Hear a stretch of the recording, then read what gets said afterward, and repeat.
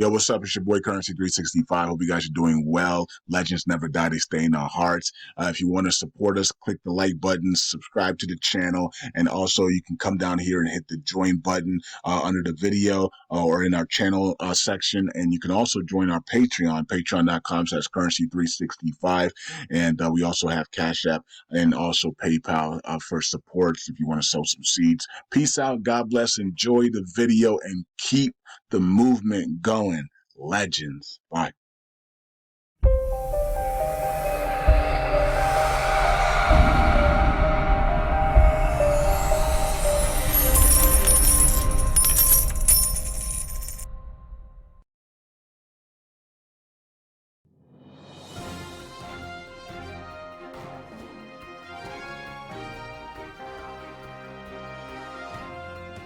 Hey everyone, welcome back to Newsroom. I'm Chella Smith. This is your Middle East U.S. entertainment news here on YouTube. I air on Fridays. I bring you the latest on reforms and economics of Iraq, based on reports put out by the Middle East News Journalist. I do this weekly review and it's based off my interest. Thank you everyone for joining me. Last week we had technical issues, but guess what? I'm back with new software. So let's take a look at this week's headlines, and we're gonna have fun this week, so you wanna stay to the end. The International Coalition Justification for Existence has been concluded and clarified, and a bilateral committee has been established to schedule its withdrawal from Iraq. Iraqi Prime Minister Mohammed Shia al-Sudani has announced the formation of bilateral committees to schedule the withdrawal of international coalition forces from Iraq. He attends a memorial ceremony for the martyrdom of al-Nusra leader and the comrades in 2020, highlighting the attack on the deputy head of Popular Mobilization Authority and Iraq's guest, General Haj Qasem Soleimani. Al-Sudani emphasizes the importance of Iraq's strategic partnership agreement with America and the diplomatic relations and the violations of international relation principles and the Charter of the United Nations. He also highlights the ongoing efforts to raise living standards and reduce poverty rates and the ongoing conflicts in Gaza. Al-Sudani emphasizes that the popular crowd represents an official presence of the state and an integral part of the armed forces. He stresses that the Iraqi government is the only party responsible for the breach and or abuse by any Iraqi party, and if Iraqi law is violated. So this article was within my belief that he's speaking about ISIS, Iraq, and the popular mobilization. The central bank has announced its anticipation for decisions to support the Iraqi dinar. The Central Bank of Iraq has announced measures to support the Iraqi dinar and maintain its strength against other currencies. The bank will monitor bank and customer complaints regarding the phasing out of electronic platform. The decision is in the interest of supporting the Iraqi dinar and increasing confidence in it. The bank has also updated procedures to allow companies with contracts with the state to receive incoming remittance and allow banks to accept cash remittance. These measures will positively affect the exchange rate, increase the supply of the dollar, and support important sectors in the economy, including exporters, government companies, infrastructure, development, strategic projects, and civil society organizations. The Central Bank of Iraq has issued instructions to expand the cash dollar access to the economy, allowing exporters to receive 40% of remittance received in cash. The decision focuses on incoming transfers and remittance with no restrictions on money transfers.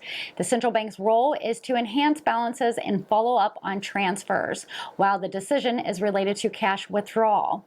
The decision supports the exporter sector and will positively impact the exchange rate. Washington confirms a regulatory strike on pro-Iranian militia in Baghdad following over 100 attacks on U.S. forces.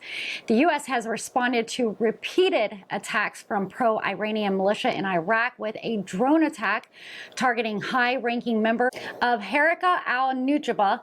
The group was designated as a terrorist organization in 2019 and has maintained its capability to attack U.S. forces. The Baghdad government protested the regulatory strikes as Prime Minister Mohammed Shia al-Sudani denounced it as a dangerous escalation and assault on Iraq. However, James Jeffrey, who served as a U.S. ambassador in Iraq and Turkey, explains that the pro-Iranian militia is Iraq takes orders from Tehran, not Baghdad. Harakah al-Nujaba had warnings from the Pentagon, but it may have disregarded the subtitle signals given that Biden administration previously enacted. The attacks have met minimum U.S. response, prompting criticism from various quarters, including Jeffries and the Wall Street Journal. The U.S. had responded only twice to the attacks, one strike on the militia base south of Baghdad on November 22nd, and the second strike in response to a series of attacks, including on Erbil Airport on Christmas Day. The U.S. has limited its response to the militia attacks in Iraq, with Defense Department journalists questioning the Pentagon's motive for targeting Jawari. However, the Biden administration response has increased, marking the first regulatory strike in Baghdad and targeting Harakah al-Nujaba. Secretary of Defense Lloyd Austin spoke with Soudani denouncing the attack and promising to pursue the perpetrators. Ooh, that last article was rough. Okay, so let's move forward. Next, I'd like to look at Forbes Charts, the Iraqi dinar to USD from yesterday. This is the 30-day, 60-day, 90-day. The charts on the Iraqi dinar are coming out at 0.00763 to $1 USD. I would have gotten today's charts, but I've been messing around with the new software. I was over there looking at the conversion charts, though, from the Iraqi dinar to XRP Ripple. As you can see here, I took 1 million Iraqi dinars and converted it into XRP, and it was giving me 1,298.8 Ripple XRP. This is not financial advice. You can see other digital cryptos to the IQD as well. And to be fair, I just thought it was very interesting and wanted to share. These are some of the hidden gems that are on my Patreon, and you can subscribe over there if you want more. Okay, let's continue. Iraq is actively working to resume crude oil exports through the Turkish port of Ceyhan. Oil Minister Hassan Abdul Ghani chairs the leadership meeting for operations, highlighting the achievements in the oil sector over the past year. He highlighted the implementation of government programs and the achievements of the strategic project in the sector, such as extraction, liquidation, gas distribution, export outlets, renewable energy, and infrastructure. He emphasizes the importance of promoting projects to sustain and increase oil productions, achieving a 5-year plan to reach a production rate of 6 million barrels per day. He also highlighted the success of associated gas investment projects, including the addition of 200 bond investment within the Basra Gas Company and Mazen and DHI Car Oil Company. A Kurdistan delegation is set to visit Baghdad to discuss the 2024 budget files and delays on the salaries of the Kurdistan employees. The delegation met with Federal Prime Minister Mohammed al-Sudani, who promised to improve living conditions and solve the salary issues after submitting the 2024 budget to the Iraqi parliament. Speaking about the budget, Parliament is eagerly awaiting the 2024 budget, with prominent changes expected to be urgent.